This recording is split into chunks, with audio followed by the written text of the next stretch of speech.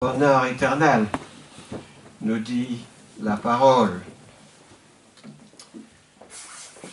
Aujourd'hui, je vais rendre le sermon que j'ai donné hier parce que plusieurs ne l'ont pas entendu et il y en a qui aimeraient entendre encore ce qui a été dit.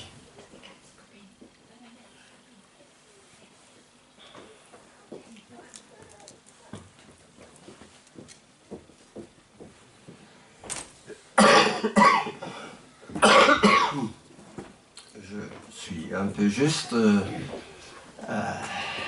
avec une voix trop courte, mais c'est pas grave.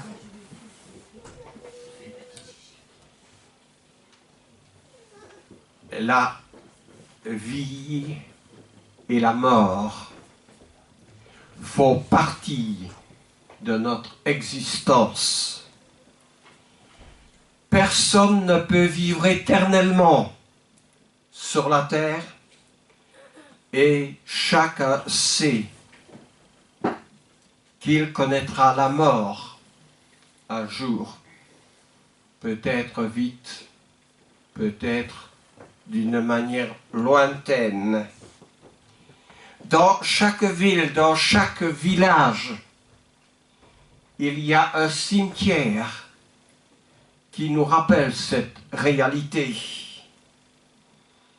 C'est une fatalité, mais il y a des cimetières partout.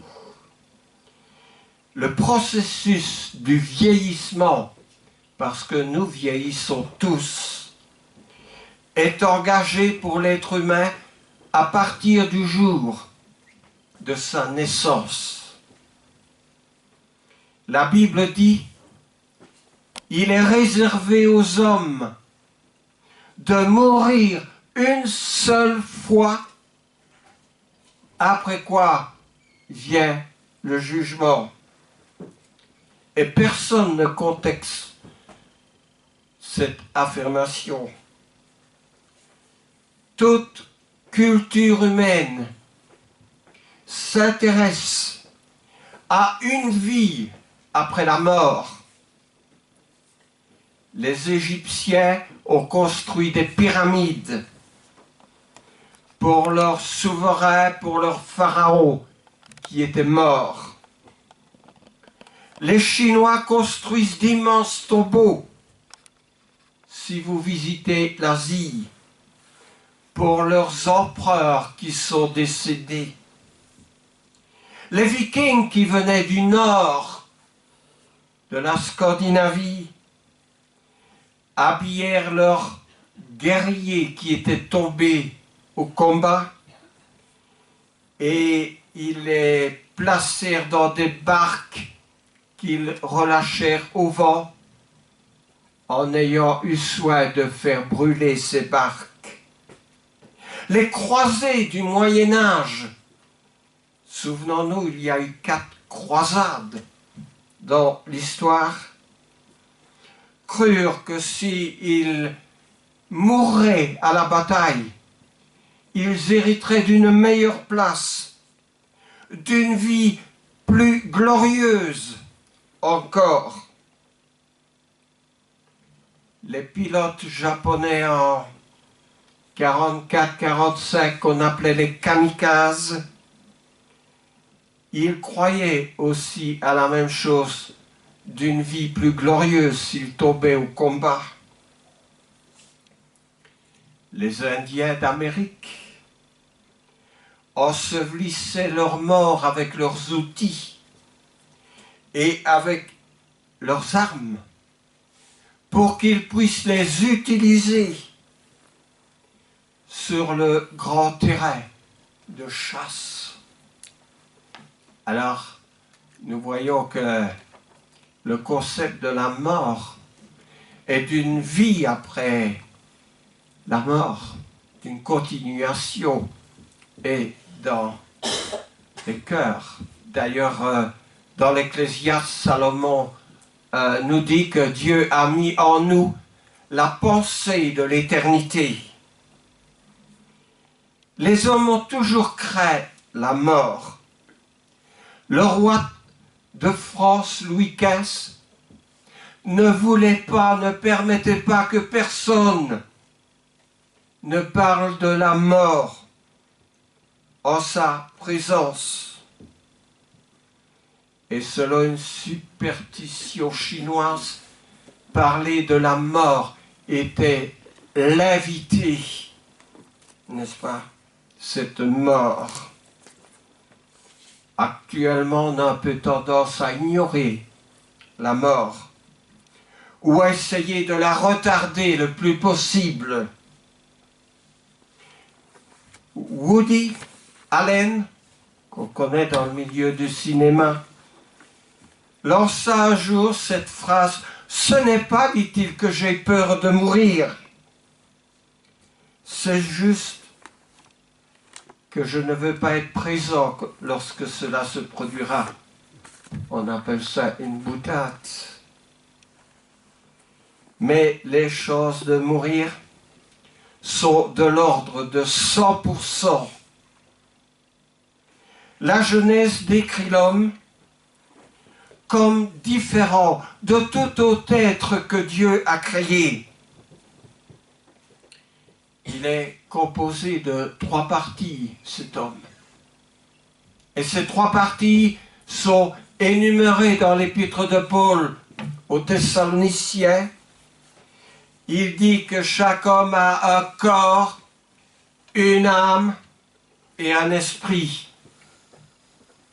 À Thessaloniciens 5, 23 et aussi en hébreu. Les animaux aussi possèdent un corps et une vie. Mais aucun animal ne possède un esprit éternel. Ce qui sépare l'homme des animaux, des baleines, des dauphins, des chimpanzés ou de tout autre animal, ce ne sont pas des mutations ou des substances chimiques dont notre corps est composé, mais ce qui sépare l'animal de l'homme, c'est que l'homme et la femme ont été créés à l'image de Dieu, dit la Bible.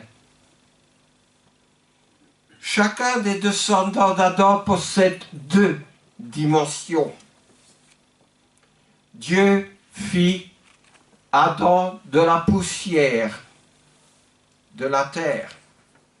Mais Adam ne devint un être vivant seulement après que Dieu lui infusa son souffle et son image.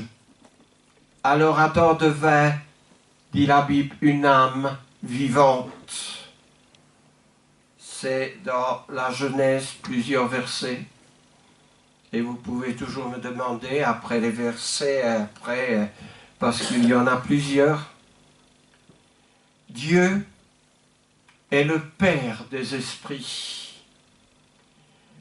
La vie pour chacun de nous commence à partir du moment de notre conception, quand Dieu joint une âme à notre corps.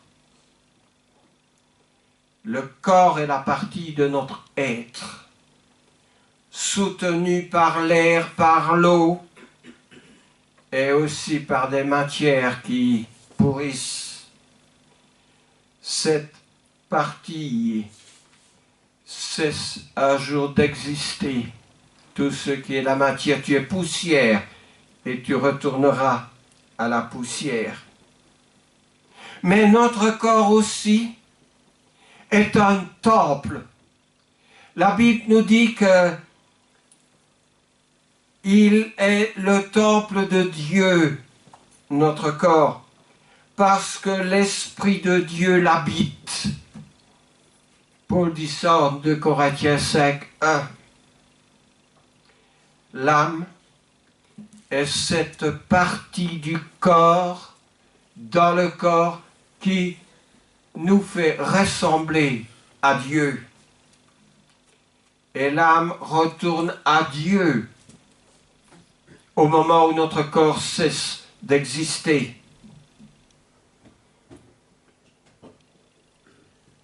elle retourne à Dieu comme un pigeon, n'est-ce pas, qu'on lâche et qui retourne vers son maître, vers sa maison. Même si vous mettez ce pigeon à n'importe quel endroit de la planète, vous le lâchez de pigeon, ce pigeon retourne chacun vers l'endroit d'où ils viennent. Nous nous retournons vers notre maison, qui est le ciel. Les corps des chrétiens finissent, je dis bien les corps, finissent dans les cimetières, tout comme les athées, tout comme les bouddhistes, tout comme les musulmans, tout comme les juifs, parce que notre corps retourne à la poussière. La partie de notre corps, la partie biologique, meurt. Mais la partie spirituelle, elle ne meurt pas. Elle retourne à Dieu qui l'a donnée, dit Salomon dans l'Ecclésiaste.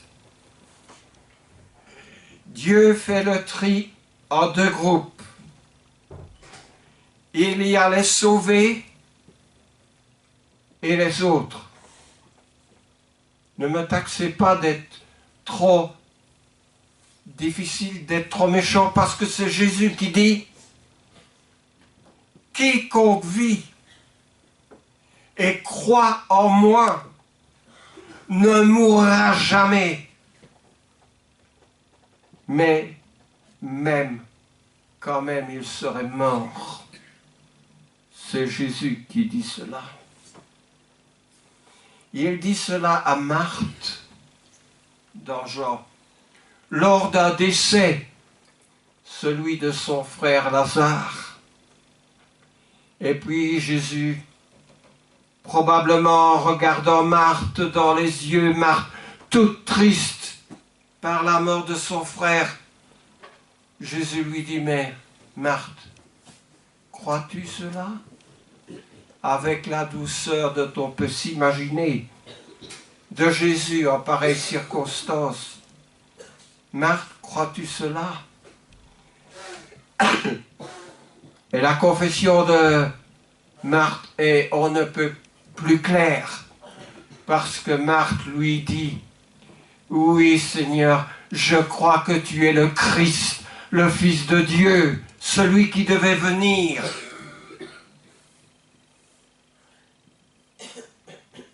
La même réponse que plusieurs ont donnée. Pierre, tu es le Christ, le Fils du Dieu vivant. La réponse du centenier à la croix lorsque Jésus meurt, n'est-ce pas? Il a été témoin de plusieurs faits qui lui font dire vers le groupe de Jésus, assurément, cet homme était le Fils de Dieu. Est-ce que nous avons la même foi aujourd'hui? Pouvons-nous faire la même constatation? Je crois que Jésus est le Fils de Dieu. La même confession que Thomas a fait, lui qui doutait, quand il a vu Jésus, mon Seigneur et mon Dieu, qu'il a dit. Jésus lui dit, viens ici et touche, parce qu'un esprit n'a ni chair ni eau. Mais Jésus était bien vivant. Louis, oui Seigneur, je crois que tu es le Fils de Dieu. Et aussi quand l'eunuque a voulu être baptisé, n'est-ce pas, qu'est-ce qui empêche que je sois baptisé? N'est-ce pas, est-ce que tu crois que Jésus est le Fils de Dieu? Toute la question est là, qui va déterminer notre place, notre existence, le jour où nous allons quitter ce corps. Il y en a qui l'ignorent. Je veux dire qu'il y en a qui veulent l'ignorer. Jésus en touche un mot avec ce pauvre Lazare qui mangeait les miettes, qui n'avait pas de quoi joindre les deux bouts, et ce riche qui avait tout, qui peut-être était méprisant même, mais le fait que tout le monde meure, ils n'en étaient pas exempts et ils sont morts tous les deux. Ils se retrouvèrent dans le paradis. Ah oui, le paradis pour lequel Jésus a dit aux brigands qui arrêtaient de se moquer de lui, aujourd'hui, il avait dit à Jésus, souviens-toi de moi quand tu entreras dans ton règne. Et Jésus lui dit, aujourd'hui même, tu seras avec moi dans le paradis. Eh bien, Lazare et le mauvais riche, ils sont tous les deux dans le paradis. Alors vous allez me dire quoi? Le mauvais riche est dans le paradis? Oui, il est dans le paradis, mais vous savez, dans le paradis, il y a un grand fossé. La Bible dit un grand fossé entre les justes et les autres. Et évidemment, le mauvais riche, il est en train de supplier le Père Abraham. Mais là, il y a un changement dans le paradis. C'est que le mauvais riche devient le mendiant. Lazare était le mendiant sur la terre. Le mauvais riche devient le mendiant. Oh, pas de pain ni de vin. Il devient le mendiant de pouvoir retourner sur la terre avec l'expérience, avec ce qu'il voit. Et le pauvre Lazare, lui qui est de l'autre côté, c'est lui qui devient le riche. Il est riche parce qu'il est avec Dieu. Il est riche parce qu'il a la vie éternelle, parce qu'il reçoit les bénédictions. Il y a un changement dans le paradis. Ils conservent pourtant leur identité tous les deux. La Bible ne dit pas qu'ils rêvent. La Bible ne dit pas que Jésus est en train de dire n'importe quoi. La Bible ne parle pas de sommeil non plus. Un grand groupe religieux que nous connaissons aujourd'hui dit que quand on meurt, on est dans le sommeil. Alors, puisque nous parlons du paradis, parlons du ciel. Le ciel, que nous apportera-t-il le ciel? Le ciel nous apportera la guérison complète de nos maux physiques et nos maux émotionnels, parce que nous sommes aussi souvent attaqués émotionnellement. Je fais référence à l'Apocalypse au chapitre 21, verset 4. Notre corps ressuscité sera libéré de tout handicap. Il sera libéré de toute infirmité. Il sera libéré de toute maladie. Nos cicatrices émotionnelles ou autres auront disparu.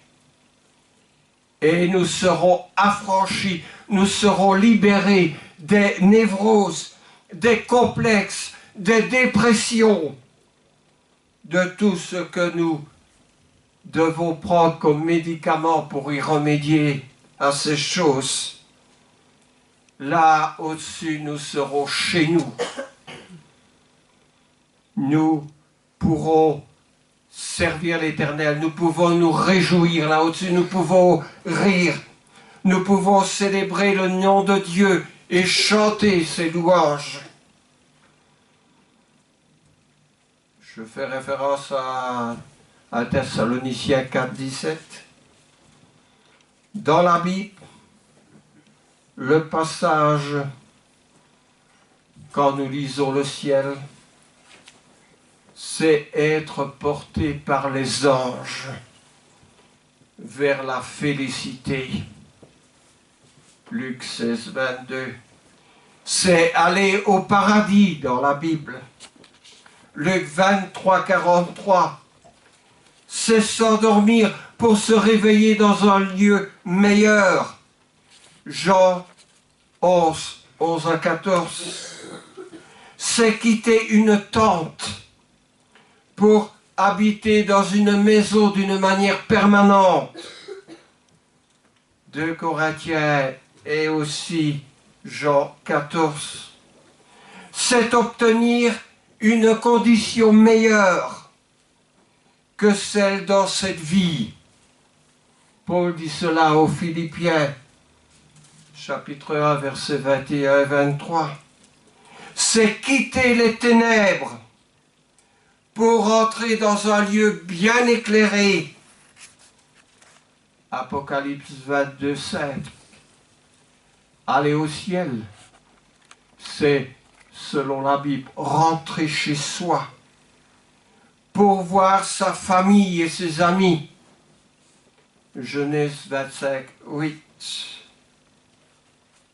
Aller au ciel, dit Paul aux Corinthiens, c'est être libéré d'une prison. C'est entamer un long voyage dans un nouveau pays, Matthieu 7, 13. C'est entrer en vainqueur dans la nouvelle Jérusalem, Apocalypse 3, 12. C'est emménager dans un quartier élégant, dit Salomon dans l'Ecclésiaste.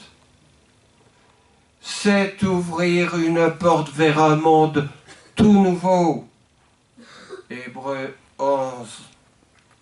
C'est partir pour un pays meilleur. C'est revenir à la maison avec Christ, Philippiens.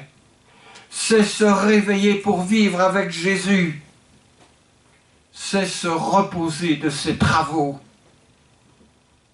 Elle a du prix aux yeux de l'Éternel, la mort des fidèles. Avons-nous déjà réalisé que la Bible parle autant de la mort? Que la Bible décrit le ciel comme étant quelque chose de merveilleux, de magnifique, un repos éternel, un endroit où on se sent bien, où les maux, les souffrances, les émotions négatives, tout ça, on le laisse sur la terre. Mais ce qui est agréable dans tout ça, c'est qu'aujourd'hui, Dieu accepte toujours des réservations. Quand vous allez au théâtre, vous êtes obligé de réserver votre place. Dans un grand match de football, souvent, quand il y a un grand concert, il faut réserver sa place. Aujourd'hui, nous pouvons réserver notre place en allant au ciel. Il suffit de croire, de reconnaître Jésus pour son Seigneur, Jésus pour son Sauveur. Alors, peut-être que quelques-uns parmi nous sont déçus. On va les appeler les déçus de Dieu. Parce qu'il se peut que vous avez cherché Dieu et que vous ne l'avez pas trouvé encore. Jean-Paul Sartre, un écrivain, disait « Pourquoi y a-t-il quelque chose plutôt que rien ?» Lorsque nous étions petits, on a posé beaucoup de questions. Dis maman, pourquoi je suis né en Belgique? Ou pourquoi je suis né à Madagascar? Et souvent la maman de répondre, c'est le hasard mon enfant. Papa, pourquoi je suis un garçon et pas une fille? Papa de répondre, c'est l'hérédité, ma fille. C'est lui. C'est qui, dit l'enfant, qui fait les étoiles? Et souvent les parents en ont marre. Ils disent, bon, ça suffit maintenant, avec toutes tes questions. La deuxième question à laquelle on se heurte, c'est de savoir en qui et en quoi on doit croire. Parce que nous croyons tous en quelque chose. Et notre propre croyance fait partie de notre culture. Elle nous paraît crédible, notre propre croyance. La nature, les belles expositions, les beaux tableaux, tout ça, ça nous fascine.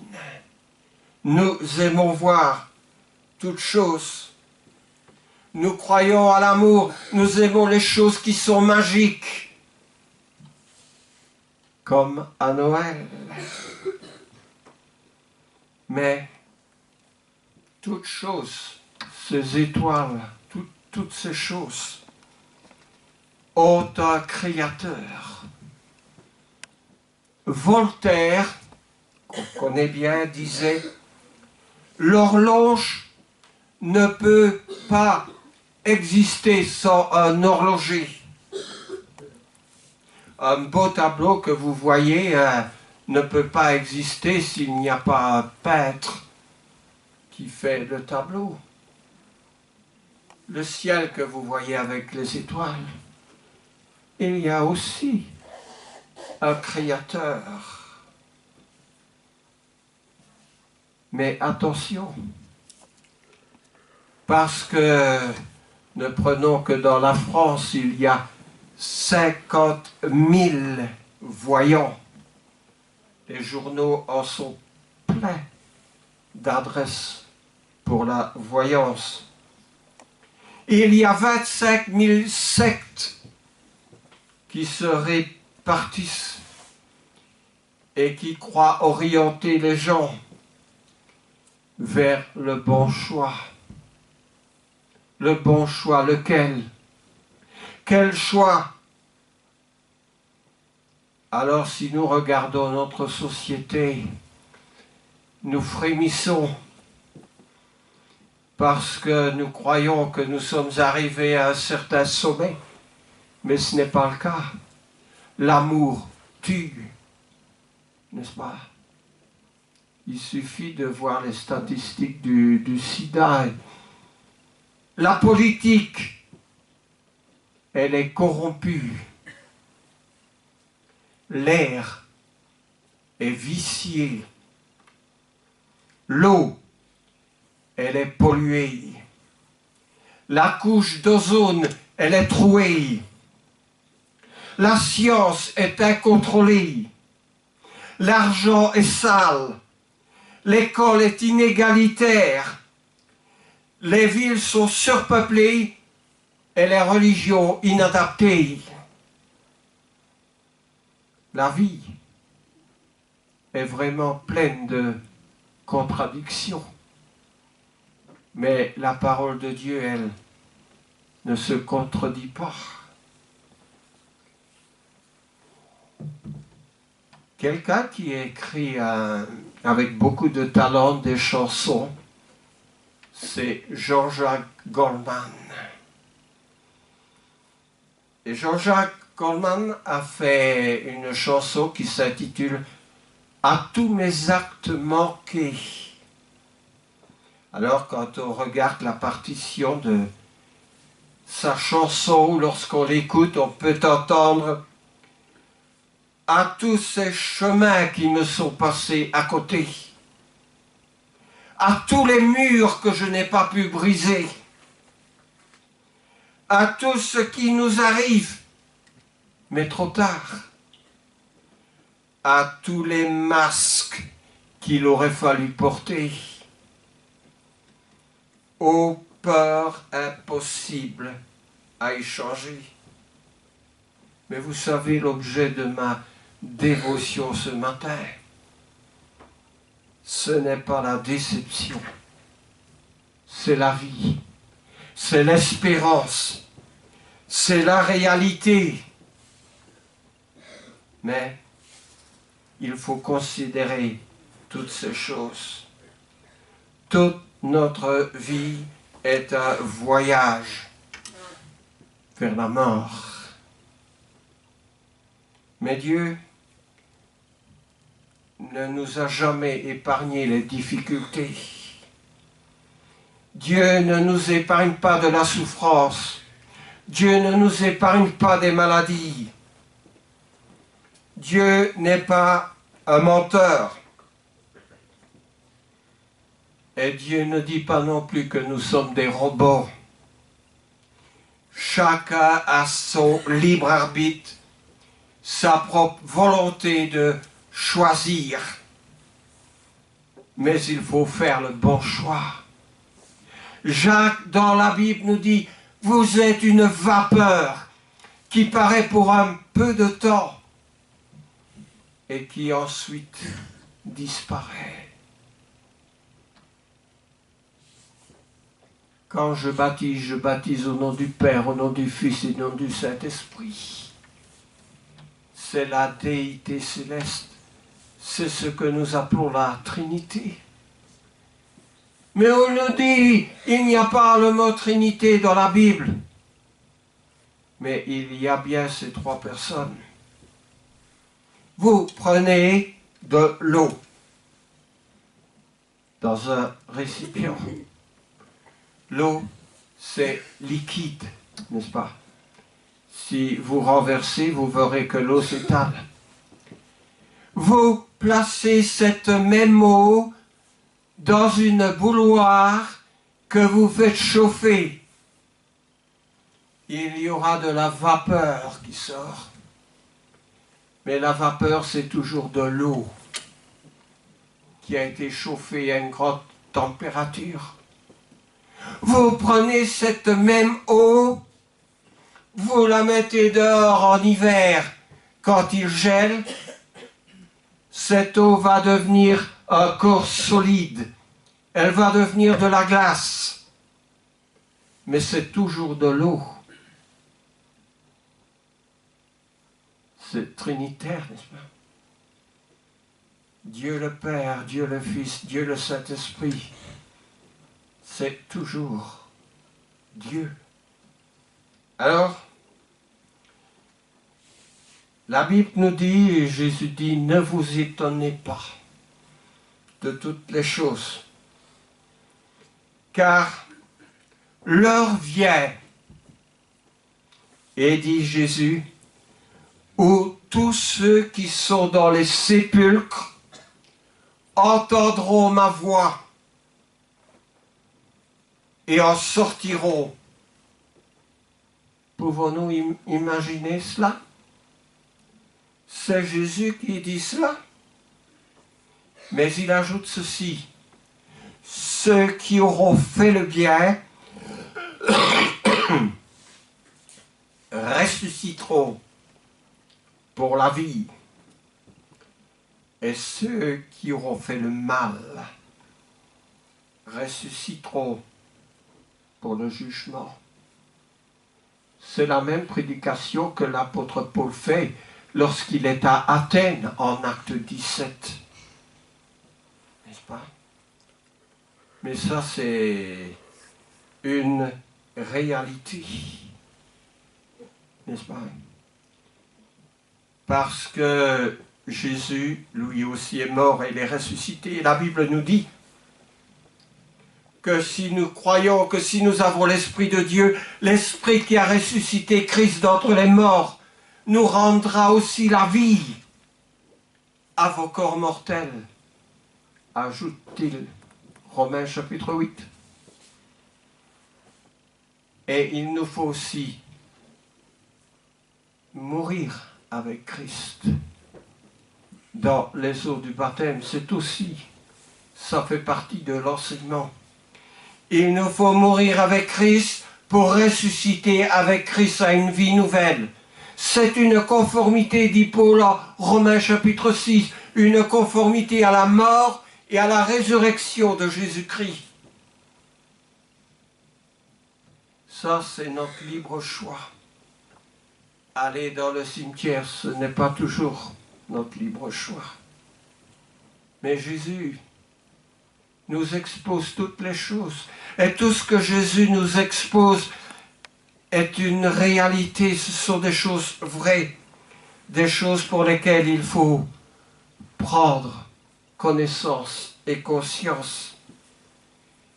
Parce que la parole de Dieu ajoute encore, en Apocalypse au chapitre 20, il dit « La mer rendit les morts qui étaient en elle. » La mort et le séjour des morts rendirent les morts qui étaient en eux.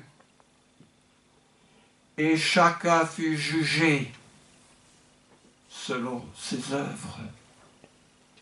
Jésus l'affirme, Paul le prêche, et l'Apocalypse nous présente cela comme étant la réalité incontournable.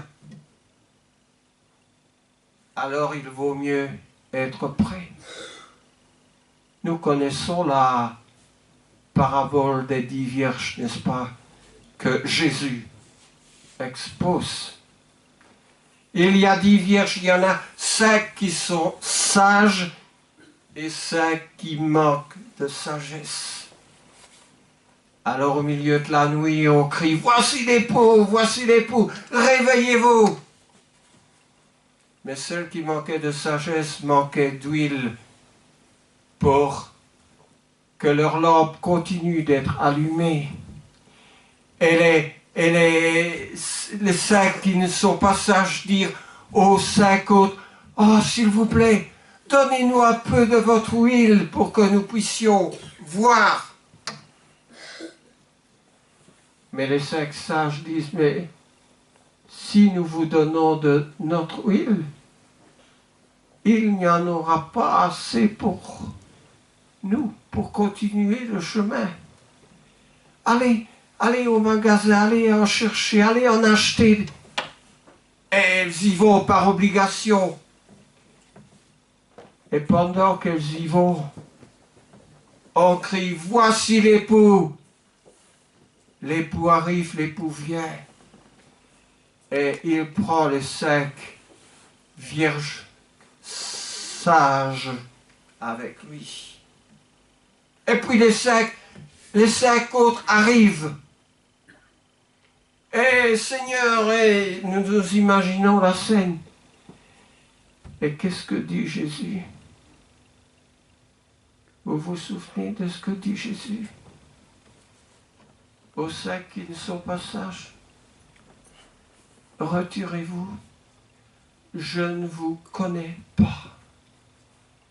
Je ne vous connais pas. Il y a ce danger toujours que Jésus nous dise, je ne vous connais pas. Soit parce que nous manquions de zèle, dont Jésus souvent utilise ce mot pour exhorter ceux qui lui appartiennent.